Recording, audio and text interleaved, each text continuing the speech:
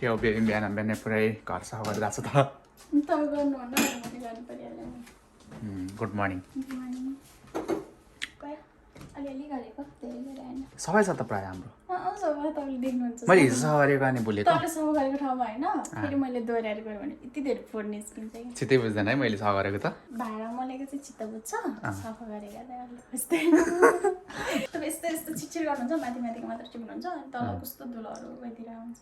त्यो भाडा चाहिँ के को लागि म चाहिँ बाहिर बरन्डामा आज गुन्द्रुक रेडी भयो कि हेर्न जानलाको रेडी भयो भने निकाल्नको लागि अनि त्यसको रस चाहिँ यहाँ जम्मा पार्नको लागि बाहिर फ्याँक्ने ठाउँ छैन त्यही भएर हेलो गाइस हजुरहरूलाई स्वागत छ हाम्रो युट्युब च्यानलमा आज चाहिँ मैले थोरै गुन्द्रुक हालेको थिएँ अनि त्यो गुन्द्रुक चाहिँ है निकाल्नलाई जाँदैछौँ हामी अहिले बरन्डामा छ अनि बरन्डामा चाहिँ मैले एकदमै ठुलो त नभनौँ होइन यति थोरै केही रोपेको छ मेरो करेसा बारी भनौँ न होइन थोरै भए पनि अनि त्यसमा के छ त्यो पनि हजुरहरूलाई सो गर्नेछौँ आउनुहोस्। फर्स्टमा रहेको छ गुन्द्रुक यो गुन्द्रुक चाहिँ होइन मैले दुईवटा राखेको थियो एकपल्ट चाहिँ निकालेर पनि हामीले खायो एकचोटि खायो कस्तो मिठो भएको थियो अलि अमिलो कम भएर चाहिँ मैले चाहिँ एउटा चाहिँ अलिक पछिसम्म राख्यो भने अमिलो हुन्छ भनेर चाहिँ यो एक्स्ट्रा राखेको अनि यो निकाल्न जाँदैछ आज मेरो करेसाबारी देखाउनुहोस्।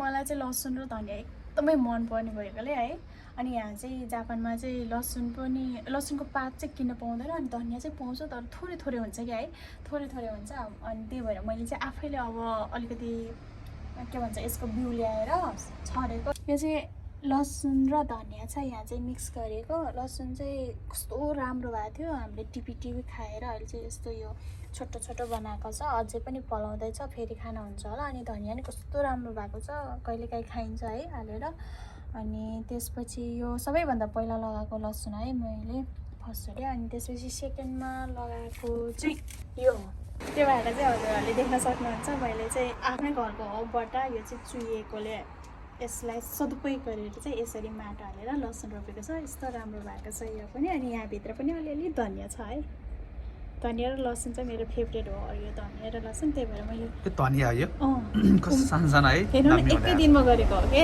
तर धनियाँ चाहिँ भर्खर उम्रिँदैछ कि है धनियाँ उम्रिन टाइम लाग्ने रहेछ है अलि तर धनियाँ उम्रिन एकदम टाइम लाग्दो रहेछ अझ मैले 2-3 दिन त भिजायो होला त्यो उसमा के पानीमा भिजाउनु पर्छ चाँडो उम्रेछ भनेर नि उम्रिँदैन रहेछ टाइम लाग्दो रहेछ यस्तो भाँडा चाहिँ छैन मैले सबै आफ्नै घरको सामानहरू प्रयोग गरेर चाहिँ बनाएको छ अनि लाज पनि लाग्छ यस्तो भाँडा चाहिँ यो चाहिँ बोतल हो बोतलमा चाहिँ कल पारी लसुन रोपेको दामी भएको छ है यस्तो राम्रो भएको छ यो चाहिँ लेटेस्ट हो अस्ति भर्खर रोपेको एक हप्ता बेसी भयो होला 2 हप्ता भएको छैन होला है अनि त्यसपछि यता चाहिँ खोर्सानी रोपेको यो पनि कोको बोतल काटी गरेको हो कोको बोतल हो यो अनि यो चाहिँ पानीको बोतल यो चाहिँ कोको बोतल हो तर यो खोर्सानी हुँदैन होला नि अहिले टेस्ट गर्नको लागि मात्र रोपेको अनि यहाँ चाहिँ यो लसुनै हो एउटा मात्र दुईटा रोप्या थियो दुईटा मात्र हो उम्रिँदैछ है तर अनि त्यसपछि यो चाहिँ फेरि धनियाँ हो यो नि पानीको बोतल काटेर छरेको हेर्नु न कस्तो राम्रो भएको छ है कस्तो राम्रोसँग आएको छ यही हो गाइज मेरो करेसाबारी ओके गाइज मेरो करेसाबारी चाहिँ यति नै हो लास्टमा चाहिँ म तपाईँहरूलाई झन् मेरो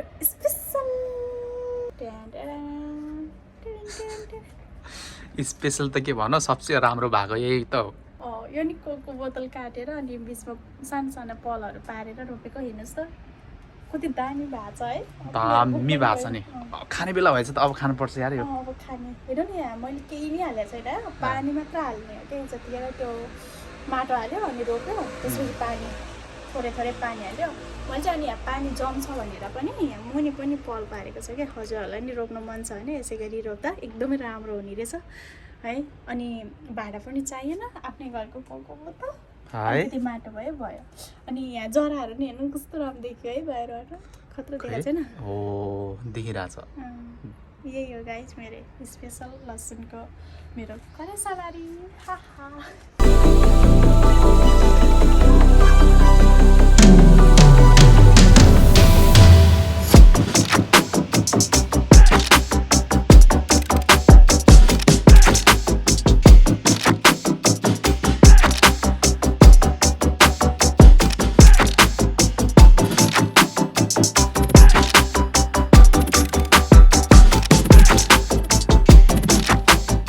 अब चाहिँ हामी गुन्द्रुक काट्छौँ है गुन्द्रुक खसी काट्छौँ खसीको मासु भन्दा पनि मिठो हुन्छ गुन्द्रुक राख्नलाई सिकाउनु भएको चाहिँ मेरो मामुले हो। कसरी सिकाउनु भएको थियो भने मुला र सागलाई चाहिँ मिसाएर राख्यो भने चाहिँ एकदमै राम्रो हुन्छ अनि अमिलो चाँडै हुन्छ भनेर सिकाउनु भएको थियो। मैले त्यही अनुसार गरेको। फर्स्टमा मुला हाल्यो, त्यसपछि साग हाल्यो, अनि मुला अनि साग अनि मुलाले छोपिदियो, अनि त्यसमाथि चाहिँ अनिखेर मनतातो पानी टन्नै हालेर अनिखेर घाममा राख्ने, अनि राति चाहिँ भित्र लाने भनेर सिकाउनु भएको थियो। त्यसरी गरी राखेको हुनाले यो एकदमै मिठो भएको छ। अस्तिको चाहिँ अलिक कम मात्र अमिलो भएर हो। अस्तिको चाहिँ हामीले 1 हप्तापछि निकालेको, यो चाहिँ 2 हप्ता भयो है राखेर, भएन 2 भयो एक्ज्याक्ट टाइम चाहिँ भुल्यो। जाडो छ है लास्टै। अब बिहानै भएर घाम लागेको छैन, अहिले पछि घाम लाग्छ होला। सिकाउनुपर्छ कतिवटा। कस्तो टाइट भइसक्यो। सकिन्छ म गरौँ? सकिन्छ, सक्न त अब बास्न हेर्नु त बेबी बास्न। खै गुन्द्रुक गनायो। गुठ्याक्कै गुन्द्रुक गनायो यार। गनाए त के भने, तर सुरुमा निकाल्दा त गनाउँछ त है। चिसो छ। पानी त मजाले निचाल्नुपर्छ है, सुक्न टाइम लाग्छ नत्र। यो चाहिँ लास्टै अमिलो भए जस्तो छ। खाऊ न। म त नखाने। ओ बेबी कति अमिलो यो। कसम? अपो वाह कस्तो दामी भएछ। गुन्द्रुक खतरा खाना पाउने भयो।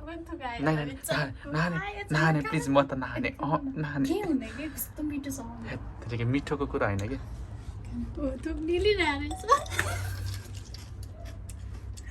अमिलो है?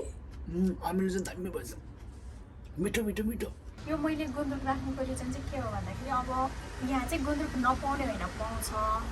अनि कस्तो खालको पाउँछ भने हाम्रो नेपाली टेस्टको जस्तो हुँदैन कि। अनि नेपाली पसल हलाल पसलमा त पाउँछ, तर पाएको गुन्द्रुकमा चाहिँ हामीले एकचोटि लिएर आएको थियो अनि टेस्ट गरेको नमिठो न नमिठो, कस्तो त्यो के को सिङ्का जस्तो लाइक। अनि साह्रो न साह्रो के? साह्रो। अनि मेन प्रब्लम त ऊ होइन, एकदमै धेरै माटो आउने के। कति 24-25 चोटि पखाल्दा पनि त्यो माटो ननिक्रिने के भन्छ नि, नसकिने के। अनि अमिलो समिलो केही छैन के, नमिठो। अनि जापानिज गुन्द्रुक पनि पाउँछ। जापानिज गुन्द्रुक चाहिँ यो गाइज है ठ्याक्कै हाम्रो नेपालको जस्तै छ गुन्द्रुक चाहिँ, तर अलिक टेस्ट त फरक छ। तर हामीले चाहिँ गुन्द्रुक भनेरै खाइरहेको, प्राय यो खाएर हुन्छ गुन्द्रुकको सट्टामा। यो चाहिँ कस्तो हुन्छ भने अमिलो चाहिँ अमिलै हुन्छ। हामीले भर्खर यो निकाल्यो नि यस्तै के। अब हामीले त सुकाएर बनाउँछ नि त, करी बनाएर खान्छ, मिठो हुन्छ। यो नि अमिलो हुन्छ, नेपालको अलिक टेस्ट नआउने मात्र भएर मात्र हो है। गुन्द्रुक खान मन लाग्नेहरूले यस्तोहरू किनेर खाँदै हुन्छ, सुपामातिर पाउँछ। फुर्सदको समय छ भने अलिअलि अब आफूलाई नै धेरै गुन्द्रुकै मनपर्छ भने त आफैले साग ल्याएर यसरी बनाएर खाँदा झन् बेस्ट होइन, आफ्नो टेस्ट पनि पाउने। अब धेरै टाइम पनि चाहिँदैन क्या गुन्द्रुक बनाउन। के गर्नुपर्छ भने खासमा अब त्यही साग ल्याउने 2-3 दिन सुकाउने हो, त्यसले मजाले पखालेर त्यत्तिकै हाल्ने हो। अनि अलि हाल्दाखेरि चाहिँ अलिक टाइट पारेर हाल्नुपर्ने रहेछ। अनि त्यसपछि पानी राख्थ्यो, अनि बाहिर घाममा राख्यो भने भयो कि। यति भएछ गुन्द्रुक चाहिँ। यो सुकेपछि चाहिँ थोरै हुन्छ, तर 2 जनालाई त पुग्छ, 5-6 साग जति त पुग्छ होला। मैले यति धेरै काम गरिसक्यो, मेरो फेरि चाहिँ काम नगरी बसिरहनु थाल्छ। अब कटिङ गर्नलाई म तपाईँलाई लगाउँछु हेर्नु। ल म काट्छु ल। मेरो हात पनि लास्टै चिसो भइसक्यो। म चाहिँ यो गुन्द्रुक काट्न जाँदैछन् यस्तो हुन्छ।